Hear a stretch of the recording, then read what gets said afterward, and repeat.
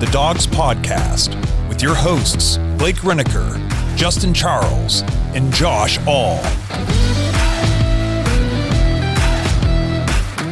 What's up, Browns fans? Welcome back to another episode of The Dogs Podcast. Back in studio today. If you thought we hadn't recorded an episode in a while, that's a lie. We have. YouTube just isn't showing them to anybody for some reason. Maybe we're not allowed to talk about that because they'll just continue to not show them. But I guess nobody will hear this rant. So how will they ever know? Get it off your chest. Yes. If you don't know what I'm talking about, apparently we were just banned or randomly shadow banned right at the height of our careers.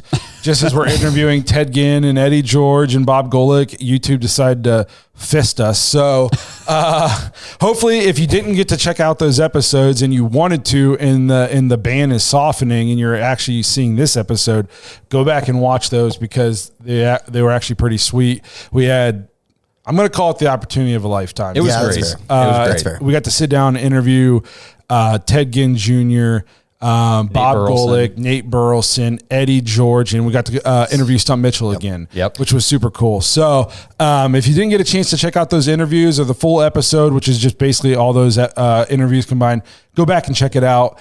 We put a lot of work into it, and honestly, I was kind of pissed that nobody got to watch it. So go back and watch it. Make me feel happy. It could be a birthday present. Me and Josh both had birthdays this week. I was going to say Blake just turned 35, so he is finally caught up with me, which I've been 35 for like a week. So, and what's crazy is I graduated a year after you, or before you. Yes, you did. Yep. But I digress. There's my rant about YouTube. So YouTube, if you're watching, I'm sorry. Not really. Not really. Yeah. But before we got a fun episode lined up today. We're going to talk Amari Cooper's contract situation, which do we need to be worried or not? We're going to talk about Hard Knocks, and we got a very special interview with Browns wide receiver Ahmarean Brown joins us later in the episode. We get a chance to sit down and talk with him. So you guys aren't going to want to miss that. Make sure you guys stay tuned through the whole episode. Before we dive into everything, though, remember, if you want to get your voicemails and your intros on the show, head to thedogspodcast.com. Tap leave voicemail. You can also check out the merch store while you're there. Get yourself some cool T-shirts and any of the other cool stuff we got there. If you prefer to just listen to the show, go check us out on Apple, Spotify, and Google. If you're watching on YouTube, please like and subscribe. Make sure you tap the notification bell so you never miss any of the new episodes. And you really need the bell tapped because, again, YouTube just won't put on any notifications. So apparently we did somebody dirty. I'm going to harp on this for the rest of the episode. Okay. So I hope I'm not too annoying. Where I lose my train of thought. Oh yeah. You can also find us on all the socials that we haven't been banned on. Just search at the Dogs Podcast and you'll find us there, having been extremely active continuously for the last 5 years. Lastly, if you're looking for more dogs content, head to jointhedogs.com, become an official Dog Pack member on our Patreon page. You get access to the private Discord. You get an extra episode every week, which we've tried something new. We bring the Dog Pack members in and they're a part of the episode. It's basically like just sitting around a fire or in a garage or whatever, talking Browns or whatever with your friends. So it's pretty cool. It was good. I even joined from the car 5 minutes the other day. So if you want to be a part of the Dogs Podcast episodes, you want to meet a bunch of people from all over the world, check out Join the Dogs.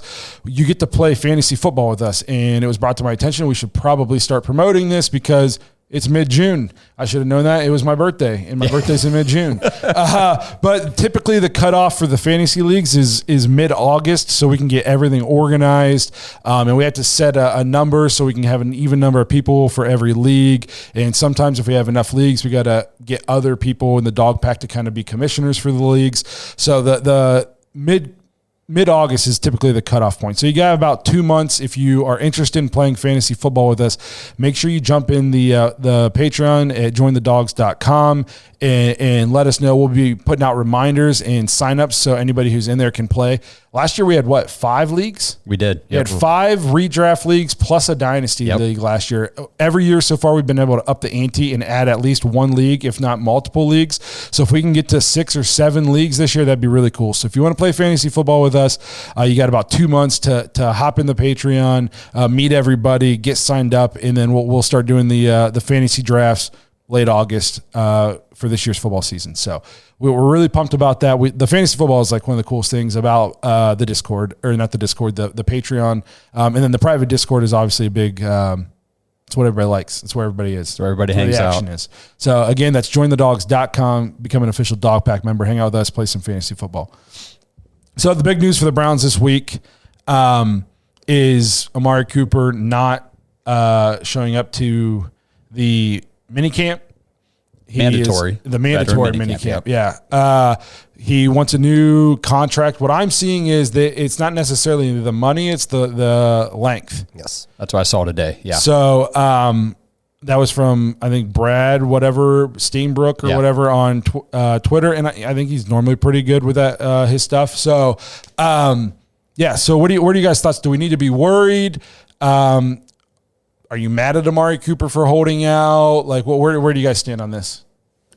Just real quick, it's hard for me to be mad at a player for having the opportunity to make more money or to have longer security at his job, especially since we talk all the time, NFL careers are so limited. So, I mean, he's got this opportunity right now. Wide receivers are getting paid like crazy this offseason. So I get it. I get why he's doing it. Yeah, I'm not mad either. My thing is, I'm like, I guess to answer your question, I'm a little concerned, right? It's not at first. Yeah. So it's not that. So my thing is, it's not that it's even like concerned that it'll get done, because I don't think that they'll trade him. Like, to me, that's just crazy. That's craziness. But like, he was such a pivotal part of our offense the last 2 years, and I think that if you don't have this guy on your team, everything that you've put in place up until this point has taken a step back. Because then now you're talking about Jerry Jeudy, a guy that was going to get success as a number 2. Now he's stepping into a one role, and he's got to be the guy. And Amari Cooper was the only guy really for us. I mean, we had David, but like Amari Cooper showed up the last 2 years for us. So I would say that if Amari Cooper is not playing for the Browns this year, Judy's not going to be the number 1 still. He's not just going to not be on the Browns and just not bring anybody in. Right. You know what I mean? Like, we would be trading him for somebody else, I think, that would fill his role. The name I keep hearing is Brandon Ayuk. Which we talked about him back in like February or March. My only problem with that is, I guess if it's not the money and it's just more about longevity, then the Niners would maybe be able to stomach it, but they're not signing Ayuk because of money. Right. You know what I mean? So how are they going to then sign if Amari Cooper doesn't want to get traded to the Niners and then just hold out there? You know what I mean? So I think everything's on the table. I do think they'll get a deal done. The Browns have been really good about taking care of their players so far. I can see Amari's side of this, where he's like, you traded for me, and all I've done since I've been here is lead the AFC North in receiving 2 years in a row. And this is a division that has Jamar Chase, T. Higgins, and other high profile wide receivers. He's like, and I did it playing with 5 different quarterbacks last year. Mm-hmm. And you know what I mean? 2 different ones the year before. 2 different the year before. So all I've done is come in and produce at an extremely high level, have career years for you guys, be a leader. He's played banged up, all this stuff. He's like, and then how am I being rewarded? You go trade for Jerry Jeudy and extend him. You know what I mean? Okay. So I can see his side of it. I think they'll get a deal done. Andrew Berry will figure out a way to get it done. It is. I want him practicing though. For the basically, if we were just going to roll out the same old offense, it is what it is. But we got Deshaun coming back from injury. He hasn't got to play with Amari that much, in their time so far in Cleveland, and it's a whole new offense. And Amari's a smart guy, and he's a vet, and he can learn the offense and all that good stuff. But nothing can replace reps, actually doing it on the field. So I want them to get it. They need to get it figured out sooner rather than later. Yeah, and honestly, on the positive side of this whole thing is the fact that this was Amari's last year under contract with the Browns. So, and he's set to make $23.8 million this year against the cap. So, I mean, he's making good money for this season, and he could have just come in and said, all right, I'll just play out this season. If you guys give me an extension, cool. If not, I'll just go play somewhere else. But this kind of shows me he wants to be here. He wants to be here longer term. He wants to be a part of this. So he obviously sees the value. Like we'll talk to Ahmarean Brown later, but of being in Cleveland. Does he want to be here? Or does he just he wants to be somewhere? Not a lot of players like to play in the last year of their deal. You know what I mean? Well, I mean, Mike Evans did it last year at 30, and all he did was go out there and earn himself a good extension with them. Yeah, but I feel like that's not the norm. Most players don't play on the last year of their deal. They almost always look to get their extension before their deal's up, because then Amari Cooper gets injured and he has no negotiating power. If he gets hurt in week 8 and he's out the rest of the year, he's got no leverage for next year. You know, That's a good point. But Which is why the Browns, I'm sure, they're having their conflict right now of duration of contract. I know the one thing, like, they could save a bunch of money and probably do some stuff if they restructure Deshaun, but they're in a position where they might not want to restructure Deshaun this year because they can actually afford to take the cap hit this year. You know what I mean? And kind of make the future a little easier. So I think they don't want to restructure him to free up a bunch of money. To talk about that real quick, I did put a note in here about that. So if this is over the cap, it shows that if the Browns would restructure Watson this year, they could save $33.6 million against the cap. That's a ton. Mm-hmm. But like you just said, I wouldn't be surprised if they're trying to avoid that, take on that $63 million cap hit this year, because the team's already set up to do it. We've got like $13.7 million in cap space with that. Yes. So this would be a good year, I'm sure, this from the Browns' perspective of, let's take that cap hit. We've got everything structured. Everybody's on the team. Everybody's locked in, except for Amari. Yep. But I agree too, though. Like, it's got to be Amari or somebody of Amari's caliber. We can't roll into this season with Jerry Jeudy as the number one. It's too.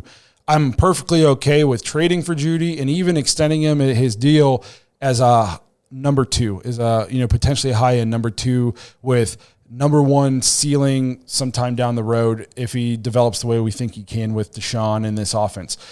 He's too unproven to be the number 1 this year, in my opinion. It's got to be It's got to be Amari or somebody on Amari's level is the Browns' number 1 wide receiver this year. I think that's where it's kind of crazy too, because it becomes risky. So let's say you can't get a deal done with San Francisco, right?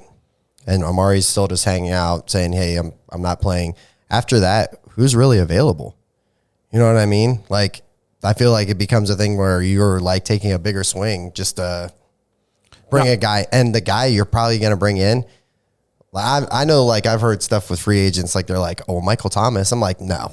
Like that's not an answer. Yeah, it's not 2016. If it was, then 17. Hell yeah, let's go. But I think it's critical that they get that figured out. Now I'll say this: the Browns can literally do nothing, and Amari Cooper is not going to hold out forever. He's not going to just give away all of his money in fines, and then he's not going to sit out.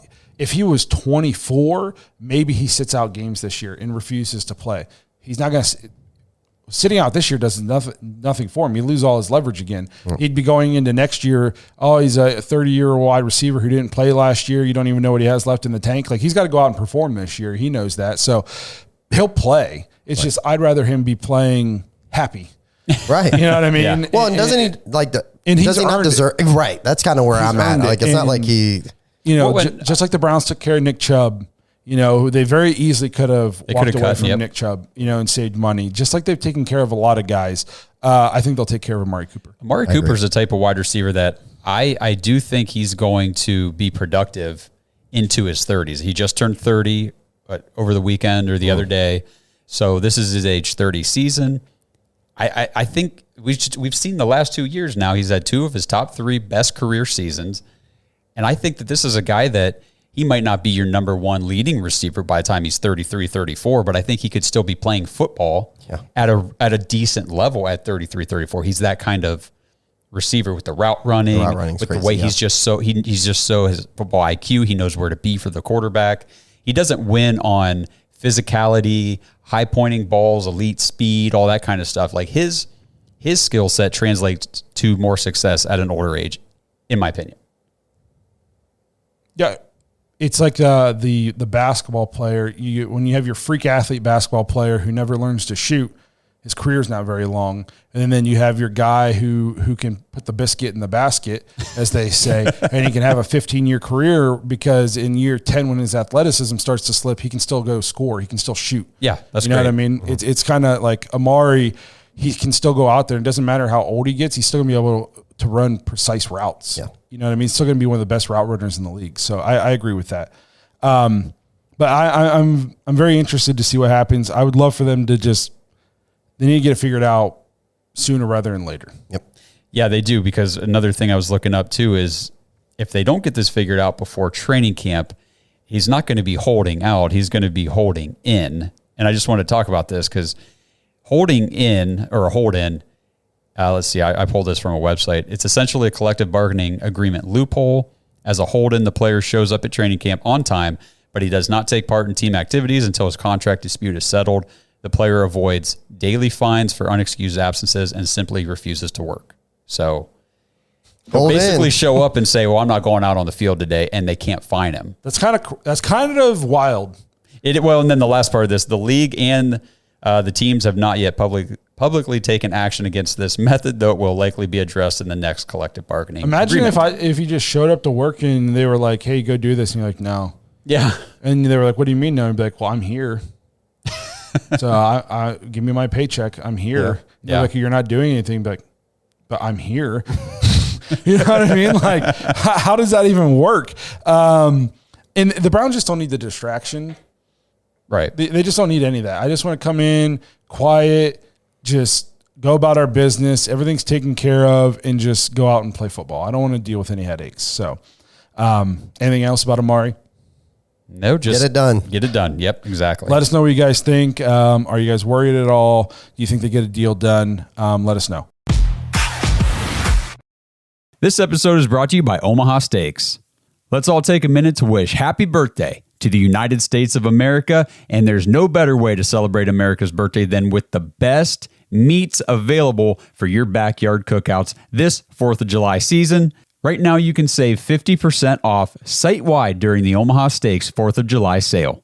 So break out the grills and get ready for the 4th of July celebrations with Omaha Steaks. Get the burgers, the chicken, the jumbo franks, the brats. Of course, get the steaks. Those things are incredible. They've got appetizers, meatballs, wings. They've got desserts. They've even got wine. They've got everything you guys need to celebrate America's birthday with your friends and your family. Go to omahasteaks.com/dogs and use promo code DOGS, DAWGS, when you check out, and you'll get an extra $30 off your order. So set off the fireworks in everybody's mouth with Omaha Steaks this 4th of July. Head to omahasteaks.com/dogs. Get 50% off site-wide during the 4th of July sale, and make sure you guys punch in that promo code DOGS, DAWGS, when you check out to get an extra $30 off your order. Happy 4th of July, everybody. Before we move on to the next topic, I guess we'll just mention, I think it's really cool the Browns are bringing in Phil Dawson into their Ring of Honor. Yes. He's, I think, our franchise all-time leading scorer. I'm pretty sure. I think so. And one of the best kickers, I feel like, in franchise history, and definitely in the NFL in a very, very long time. So that's pretty awesome, the Browns. Honestly, the biggest surprise to me when I saw this was that he wasn't already. I agree. I was just like, oh, I guess I just assumed he already was. I agree.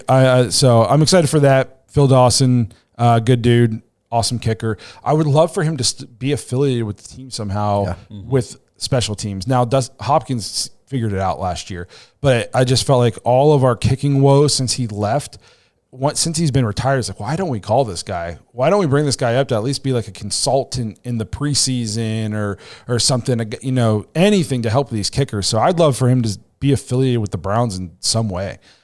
You just almost wonder if they have, and he just hasn't been interested. I know he coaches his kids down in Texas, I think, with Trent Dilfer. Oh, I think he coaches with Trent Dilfer at the school Trent Dilfer coaches at. I know for years of my life, he was the only guy that was going to score. It was either him or Cribs. So to me, I'm with you. Like, I'm kind of a little shocked that he's not, you know, already in that ring. But, you know, that means he's smashing a guitar here pretty soon. Yeah. He's smashing a guitar, being back in Cleveland. Very exciting. So maybe we'll get him on the show. Yeah, that'd be cool. That would be pretty awesome. Worth a reach out, that's for sure. So Then lastly, last big news that just released, was it today or yesterday? I think it was yesterday. Yesterday. The AFC, all of the AFC North, not just the Browns, the division for the first time ever is going to be part of the in-season version of Hard Knocks this year. So I think it's starting sometime in December. The in-season Hard Knocks will come out, and it'll be the entire AFC North. What are your guys' thoughts? So I didn't know that it was the midseason one. Yeah, That's crazy. Who's the preseason I think one? it's the Cardinals. Oh, okay. I thought they were last year. Were they last year? I'll look it up. Keep going. Because we got Gannon's speech, remember? And everybody thought he was going to suck as a coach because of his speech, and people like he didn't buy in. I forget. They were bought in, yeah. Yeah. I get it. But I think it's interesting. I've seen a lot of people saying they hate it. I necessarily don't hate it. I think that it's like one of the most intriguing divisions in the league. I think as far as like competitively, this is the elite group. This, and then I think the NFC North is also like another one that I'm like, wow, a lot of good teams. That's all pretty even. I think the Bears are on the preseason. It's the Bears. Is it the Bears? Okay. That'll be a good one. So, I mean, I like Hard Knocks, but like if it's not the Browns, I watch like an episode or two, and then I'm like, eh. I watched like part of the Jets. Yeah. Yeah. And I was like, oh, this is cool, but it's not my I don't team. give a shit. Right. Yeah. Right. You know what I mean? Right. What do you think, Josh? Initially, I was just kind of like, do we have to? Like, I just want it to be a good season. I don't want any extra crap. I don't want the cameras, the crew. Like, just leave us alone. Just let us play. You want to be under the radar. Yeah, I want to be under the radar. I just want to do our thing, go out there and win freaking football games. But I will say, I'm excited to see it because it's going to be completely different than the last time. Like, this is an organization, a franchise, a team that's worth diving into. I mean, worth showing that they're awesome. The team is built great. We've got great leadership. I think it's going to be very interesting, and we have the best division in all of football. So, I mean, from that standpoint, it makes sense. I understand they want the ratings, and what other division are you going to feature? That's what I mean. Well, I'm pretty sure the Browns Hard Knocks, just the Browns it was one of the most watched. You know what I mean? So like the Browns will bring in ratings, and like you said, the AFC North is best division in football. Yes. I have a lot of people are freaking out about this. Yeah. I have like zero problems with it. Like it's like you said, this isn't Hugh Jackson and Freddie Kitchens and Todd Haley running around. Like we're we have 2-time coach of the year. We have Andrew Berry. We have, Mike Vrabel. Like we have legit people in this organization. It's not like it's a dumpster fire in there anymore. Two, the Hard Knocks, I know a lot of people have talked about like, there's going to be media spin. Hard Knocks isn't really media. The Hard Knocks doesn't even really have an agenda. They just literally videotape you and interview you in voiceover. Like they're not pushing anything. It's just there. No, but I mean, just for example, I know it was the clip with Corey Coleman on the last one that from what his story, what he's been out there telling, he's supposed to be coming on our podcast sometime and talk about it, how that clip got taken out of context, and that's not exactly how the conversation went down and all that kind of stuff. So I know he said that had a big impact on his career, the way that was taken out of context. So it's just kind of stuff like that where I guess we don't really need it, but I mean, it is what it is. I'm excited to watch it. It's going to be more Browns content. I'm excited to watch it. Ingest. Yeah. And they're just there. I don't have a problem with this. Like 0% problem. If anything, I'm more excited than anything because I think it's going to be fun to watch. I'm excited to get an inside glimpse of this regime's locker room and the way they handle their business as opposed to the clown show that was the Hugh Jackson regime.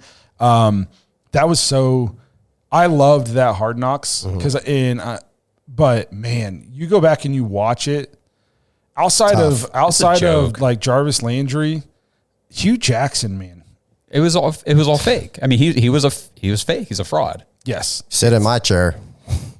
Oh my God, dude. Oh man, I've never sit in my chair. I've sat in that chair. So I'm excited for it. I don't think it's going to be a problem. What'll suck? This will be the only place where I could see it possibly sucking is if the season is not going the way we want it to. Yeah. Like it doesn't start till December. So what if we're under 500 at this point and it starts coming out? It's not even other people. It's Browns fans that just cannot handle this kind of stuff. If the season is not going well, it'll just be, they shouldn't be doing this every time somebody talks in Hard Knocks. So if they weren't talking to the Hard Knocks cameras, they would have caught that ball. Stefanski's an idiot. Didn't you hear him mess up his sentence to the team? He must not know how to read. And it just anything that has to do with the Browns, I am less concerned with the national talk of the Browns, and I'm less concerned with anything actually on the team, and I'm more concerned with just the fact that we have a fragile fan base. I'm just being honest. And if you're a person who's getting really upset, yes, if you're a person who's getting really upset with me right now, I'm talking about you. We can't handle anything. Of course we didn't bring back Joe Flacco. You wouldn't be able to handle it. We'd throw one interception and you'd be throwing your beer on the field calling for the backup. We just can't handle these kinds of things. So that's where I could see it going poorly. But outside of that, I'm excited for it. I think it's going to be cool, especially if it's a really tight division. And imagine if the Ravens or the Bengals are sucking. It's going to be really fun to watch. You know what I mean? I think it's going to be fun. Or if in Pittsburgh, George Pickens just is going, doing what wide receivers in Pittsburgh do and going off the rails. We're going to get to watch that, So yeah. I'm excited to watch it.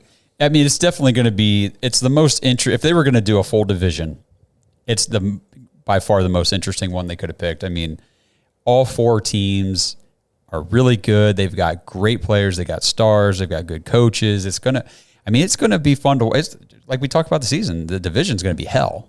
It's going to be brutal. And as brutal as the division is just how interesting it's going to be watching Hard Knocks talk about all 4 teams. I'm excited for it, though. I am excited to watch it. I think it'll be cool to get an inside look at Stefanski and AB and all these guys. So, and it could be really interesting at that point in the season to see what's going on with the Steelers and their quarterback situation. Yeah. Because, again, Russell Wilson, they're not paying him, essentially. Yeah. And Justin Fields, they traded for him. They need to know, is this a guy, or are we they didn't, back to square one next year? They didn't sign his 5th year. No, they didn't. So I know this is off topic, but I think Russell starts all their games for them. If they're winning, I don't see them needing to make a change. But because I think they could be being slept on a little bit. I mean, just like we talked about how we made the playoffs with 5 quarterbacks, they made the playoffs with Mason Rudolph and Kenny Pickett. Yeah, that's pretty bad. You know what I mean? Yep. So, they're in the same boat with us. They're going, we just got a major upgrade at quarterback. So why would we not be, a favorite and they've won the division more than anybody in the last couple of years. So why would we not be the favorite? So I think they're kind of flying under the radar, which pains me to say, obviously, on this podcast. Yeah. But I'm just keeping it real. Let us know what you guys think about Hard Knocks being not just in Cleveland, but the entire AFC North. Are you guys going to be watching? Are you guys worried about distractions? Let us know. All right, so we will be back in just a minute with our interview with Ahmarean Brown. Make sure you guys stay tuned. Great guy, and we can't wait for you guys to hear from him. This episode is brought to you by Danger Coffee. Browns fans, we talk about how Danger Coffee is made free from mold toxins that are in 45% of the world's coffee, but that's not all that Danger Coffee has to offer. Mineral and nutrient deficiencies are a big deal. They make you feel sick, tired, stressed, and they can give you brain fog. These deficiencies negatively affect your immune system, your digestion, sleep, metabolism. Have you ever wondered why you get an initial burst from your coffee, but then you get that little crash not long after? Danger Coffee's patent-pending process remineralizes your body with more than 50 trace minerals and electrolytes, leaving you more energized, engaged, powerful. These micronutrients enter the cells to boost performance. They bind to toxins to provide detoxification support. I know that sounds like a lot, but the bottom line, guys, is minerals matter, and most of us really don't get enough of them on a daily basis. Danger Coffee delivers micronutrients, plus it gives you access to the minerals you already have. Head to dangercoffee.com, use our code DAWGS, D-A-W-G-S, for 10% off your order. And that code can be used over and over. So you get 10% off every order you make using code DAWGS. It's time to start every day off with a cup of coffee that gets you going and actually keeps you going. dangercoffee.com, code DAWGS. All right, like we mentioned in the opening of the show, we are joined by Browns undrafted free agent wide receiver Ahmarean Brown. Ahmarean, how are you doing tonight? Good, man. Blessed to be here. Yeah, absolutely, man. It's really exciting to have you on the show. And we just wanted to have you on here for a few minutes, talk about your journey so far through, from college to the Senior Bowl to the Browns. And I think we'll just kind of start there. So just real quick, how has Cleveland been for you? What's the experience been like through the mini camps and the OTAs and all that kind of stuff? Man, Cleveland been amazing, man. I kind of didn't know what to expect coming up to Ohio because I've never been to Ohio. So, getting off that plane, everything was kind of new to me. I was just hearing stuff here and there. I talked to a few guys. I actually met a few people who were from Ohio. And I kind of got some insight about Cleveland and stuff like that. But everything's been good, man. They've been treating me pretty well. I can't complain, man. I'm blessed to be here. This is an opportunity that a lot of guys don't get. So, who am I to come here and complain about something? I'm just blessed to be here. I'm happy that the Browns organization believed in me enough to welcome me to the team. And, I'm just excited to get rolling.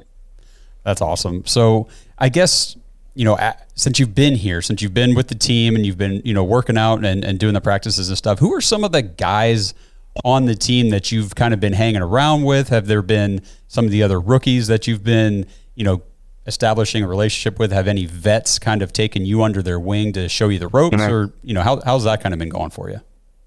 Well, obviously the rookies, us rookies, we're together all day, every day, so we're hanging out all the time, whether that's here in the hotel playing the game or whether that's, at the facility, during our meetings or after our meetings, being there because we're usually there, by ourselves a lot, just having our rookie meets and things like that. But, obviously the rookies, Jalen Darden, I actually met him, when he was playing for the Bucks. So it was good to kind of come in, with the guy that I was familiar with as well. But I think the first person who came in and kind of took me and Jamari Thrash under his wing was Cedric Tillman.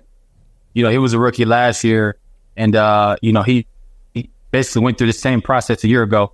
And it was good kind of having him here right after rookie minicamp. And he was just a guy who was willing to help. And a lot of guys in the league, you don't have to be there. You hear about a lot of guys, who feel like they shouldn't mentor rookies or they don't have to be there for rookies just because it's our job. It's our job to do what we have to do. But I think first and foremost, Ted was a guy who came in and he was willing to help. Like he was doing stuff that he didn't have to do. And, me and Jamari definitely appreciated Seth for that. And really all the older guys, Jerry Jeudy, actually for the second time. I met him on a visit to Alabama, and I showed him a picture of us when I was on a visit to Alabama, which it was funny. He said he remembered me. He kind of recognized the face, which is funny. Elijah Moore, a lot of those guys, they're here to help, and I think that we have a good group of guys, not only on the team but in that receiver room who's willing to help. But also JD, Jalen Darden, since he's been here, we've been super tight. He's just helping me. He's also, a guy kind of built like me. So he understands the things I have to go through. So he's kind of been that guy who's really been, by my side, and he's been willing to help with anything.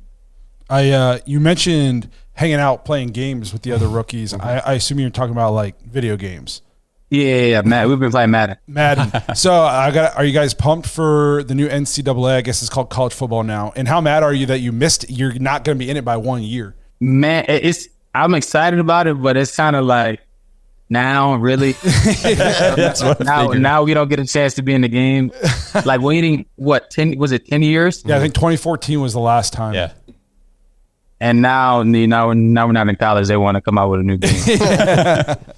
I'm excited. I'm definitely excited. But I'm excited to see how it is because I think NCAA 14 was one of the best games for a while. Like everybody was playing NCAA 14, and I'm excited. I'm excited to see how it goes. I'm definitely pumped to play it for sure.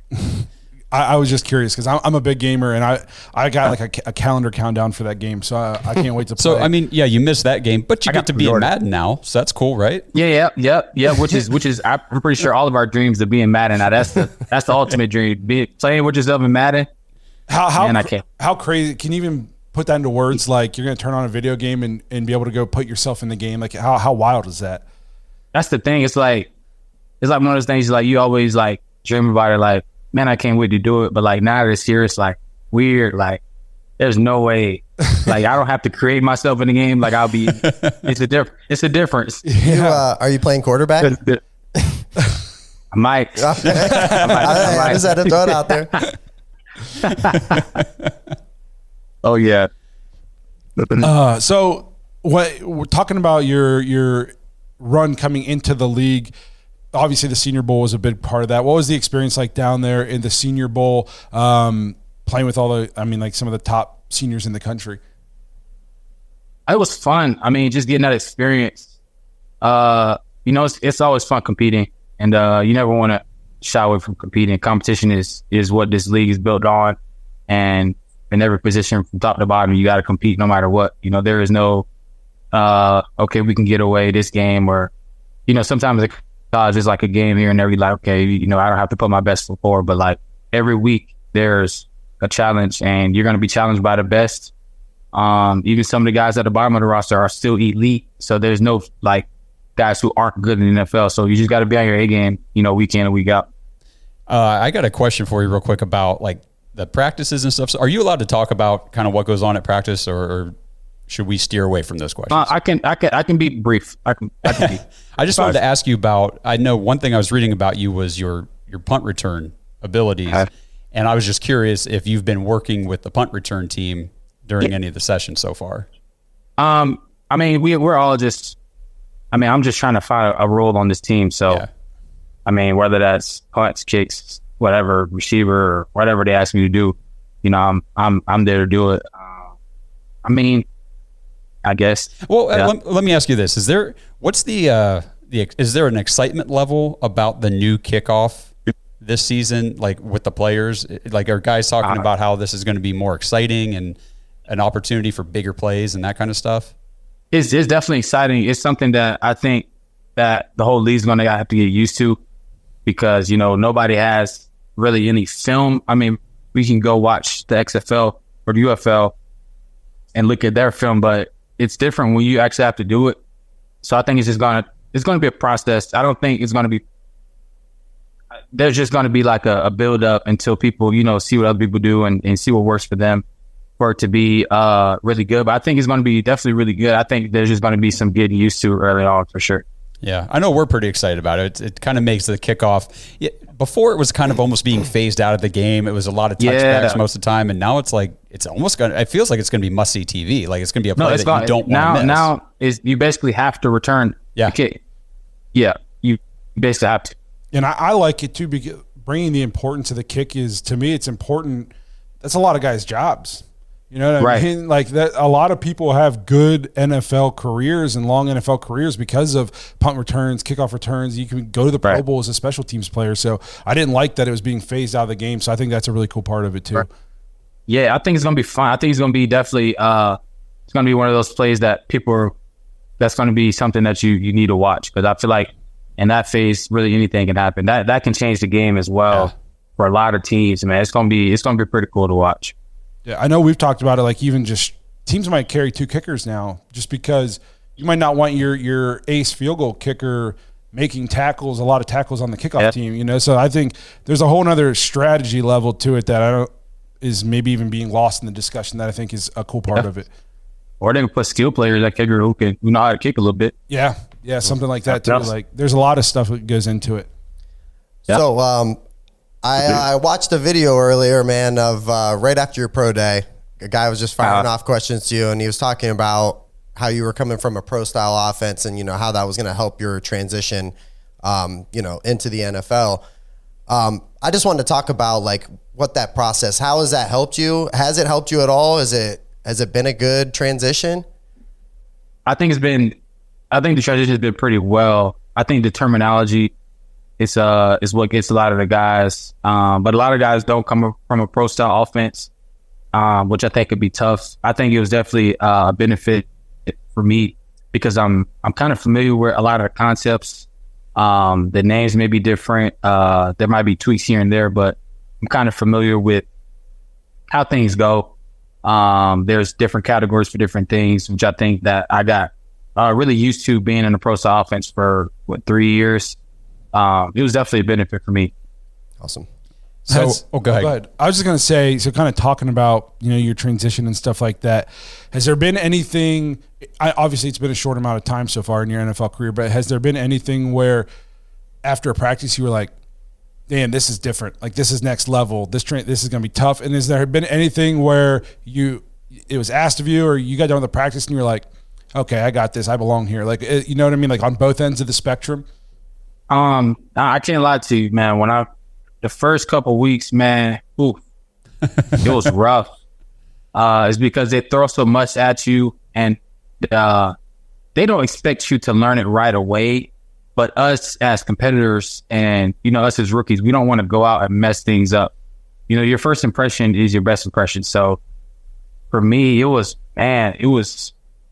studying literally until I went to sleep. Like those first couple of weeks, it was bad, but it was just something that I need to go through. And I understand the importance, of knowing what to do, knowing how to do it at a high level, which is important. But I can't lie, those first couple of weeks, it threw everything at us, and it was rough. But I know this game is more mental really than physical.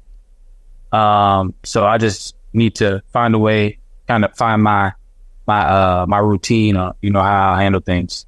Yeah, Blake just said, it has been a short time since you've been in the NFL so far. But in your opinion, what do you think is the biggest area that you feel you have grown as a football player just in that time period from college now into these first couple weeks of these camps and stuff? On the field, skill development, or even off the field, preparation training, anything like that? I think me getting here, it was just kind of me starting over again. Obviously, I'm in NFL now, so it's different than college. I kind of just say finding out who I was again in this new situation. Obviously, I know my skill set and what I'm capable of, but it's kind of, like I said, finding that new routine because things are different. Like a lot of people may say, it's a business and they treat it like a business. So nobody's, following you, making you do this. Nobody's gonna remind you to, okay, make sure you go over this because this is important. So it's making sure you pay attention to all the small things. When a coach is not speaking to you, but he's explaining something, you got to make sure you listen to that as well, because you could be there. He's not going to tell you might be there tomorrow, but you could be doing that same thing tomorrow. But he just told somebody else that you got to, it's those things that, you got to really pay attention to. But I think it was me just finding myself again, just digging deep and understanding, where I am now and the things I have to do to just keep going and keep climbing.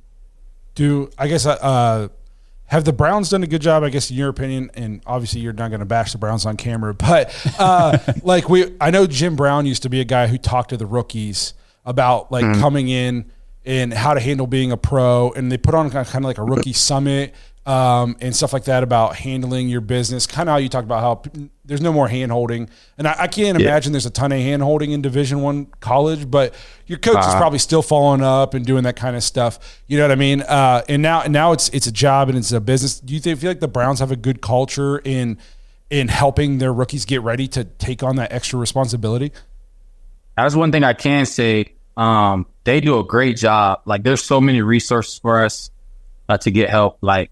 There's ways to learn and to get help that I didn't even know was possible. We meet with Ron Brewer really every day, and he's kind of the guy that we can lean on. If we ever need something, he's there. I think they do an amazing job of just trying to make sure that we have everything there. Like I said, they're not gonna make us do stuff, but the resources are there. It's just up for us to be pros and to use them and to say something if we need help. That's what I mean. The difference between college and pros, everything's there. It's just, they're not going to make us do it. It's just up to us if we want to use our resources or not. So it's been amazing though. I can't complain. I can't complain about anything. Everything's been so far it's been amazing. That's good to know too, because I've been a Browns fan for my whole life, and I feel like we have that culture now. And if I would have asked you this question 10 years ago, I don't know if I would have been surprised if you would have been like, they just kind of threw us to the wolves. Like, I feel like we've really turned the corner as a franchise. I think like AB and Stefanski, I think these are good guys. I think they do a great job. AB, actually, he talked to us too in one of our rookie meetings. And, it's one of those things where a lot of guys don't get a chance to talk to the GM. And it's kind of weird, like him taking time away from what he's got to do, because Lord knows the things he has to do. And just coming to talk to the rookies, like just trying to make sure we're good with everything. Him as well. One of the things he told us was to make sure we use the resources, because the people in the building are there for us. Like, that's their job. Their jobs are to make sure that we can perform as best as we can on the field. And that's just one thing that we have to, adapt to, in the NFL, is using your resources, because, they're not going to come to you, but they're there for you. You know what I mean? So. Yeah, that is great to hear. We love hearing, the inside scoop on the Browns. Like Blake said, we really do feel like it's a different organization than it used to be. But yeah. I know we're running up against it a little bit. Got to get you out of here. You got a busy schedule. Just real quick, what was it like when you got that call from the Browns? Hey, we want to offer you a contract, and the agreement was made. Like, how did that feel? Where were you at? Like, who was with you? Just tell us the quick story about that, because it's, like you said, it's not something everybody gets to experience. Yeah, it was weird because leading up to the draft, I kind of had a vision already that I was going to be a Brown. Like, everything was connecting to the Browns. Like, I had a dream about it. Like, I passed by cars and cars that Cleveland Browns, or as soon as I go on YouTube, I see something about the Browns. It was kind of weird. I was like, I think I'm going to be there. I don't know how, but I think I will. But it was an amazing moment. It's one of those moments that, like, you can't prepare for. It's just life changing. Like I said, like, dreaming about something for so long, and it's like finally here. It's kind of weird to know what to do in that moment. You know what I mean? But I was there at home with my family. It was just a cool moment, for all of us, because there's so many people that sacrificed for me to be here. And, I understand this is just my moment. I put in the work, obviously, to get to this point, but there were so many hands, especially my parents, man, all they done for me since I was a kid, just making sure that, I never gave up on myself, no matter what, even through the ups and downs, that I always knew, who I was, and they made sure of that. So it was a fun moment for all of us. We went in and enjoyed ourselves out there. It was pretty cool, man. That's good to hear. I can't imagine. The coolest thing I ever did was win like a baseball championship when I was 12. But it's great to have you here. Like Josh said, we know you got to get you out of here. You got a busy schedule. We appreciate you taking a little bit of time, letting us get to know you, letting the listeners get to know you. We love getting just the insight into kind of like the inner workings of the Browns and meeting the players. It's really awesome. So we appreciate you being here, taking time. Good luck with everything, and we can't wait to hopefully maybe come up and meet you in person at training camp or something. Oh, yeah. I appreciate y'all, man. I'm always welcome. You're always welcome to have me. I'm here for y'all as well. So I appreciate y'all for having me. I'm blessed, man. Thank y'all. Thank you. All right, thanks a lot, man. Good luck. Once again, we want to thank Ahmarean Brown for stopping by the show today, giving us a little bit of insight into what it's been like up in Berea for training camp, giving us a little insight into just his experience so far, transitioning from college player to pro player. It was awesome to meet him. Super nice guy. Make sure you guys are looking out for him this preseason, cheering him on in these preseason games and rooting for him to, make the roster. Great guy. We're excited to see him in the brown and orange. Again, remember, if you want to play fantasy football with us, make sure you guys check out jointhedogs.com. Cutoffs for these fantasy leagues will be mid-August. So you got about 2 months to get in there, meet everybody, get signed up for the fantasy league so you can do some of these redraft leagues with us. It's a ton of fun. Again, let us know what you guys think about Hard Knocks coming to the AFC North, and let us know what you guys think about Amari Cooper's contract situation. Are you guys worried? Do you think deal gets done? Do you think he gets traded? If you think he's going to get traded, well, who do you think the Browns trade targets are? I think that's an interesting topic. Looking forward to hearing what some of you guys have to say about that kind of stuff. So again, we appreciate you guys being here, supporting the show throughout the offseason.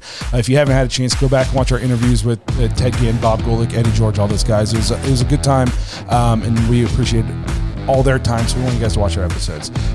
We appreciate you guys being here, and we'll see you guys next week. Thanks for listening to another episode of the Dogs Podcast. Make sure you subscribe on YouTube and follow us on Twitter at the Dogs Podcast. Get your thoughts on the show at thedogspodcast.com.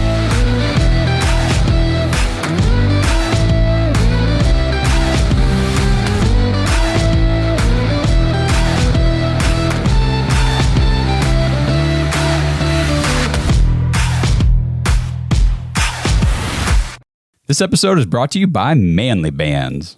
Dog Pack, if you followed the show for a while, you know that I recently got married. I got my wedding band at Manly Bands. Now, I opted for something a little more simple, so I just got a plain, simple, gold, polished band from Manly Bands, but that's not everybody. And I'm telling you, they've got so many cool different designs and materials available. They've got bands made out of Jack Daniel's whiskey barrels, meteorites, even dinosaur bones. It's so cool. Just head to manlybands.com, check out the selection, see what they have. They've even got build your own bands if you want to make a custom style band for yourself. And right now, use promo code DAWGS, DAWGS, at manlybands.com when you check out, and you'll get 25% off your order. 25% is a big deal. So make sure, if you guys are looking for a new wedding band, Blake mentioned last week or two on the show that, he's lost a lot of weight in the last year. And so his wedding band is a little too big for him. So he's thinking about getting a new one. And I told him, I said, just go to Manly Bands, see what they got. And the 25% off your order is such a great deal. You really can't beat it. So at least go check it out, see what they have. They've got some really cool stuff. And again, promo code DAWGS, DAWGS, if you decide to buy one, and you'll get 25% off of that purchase.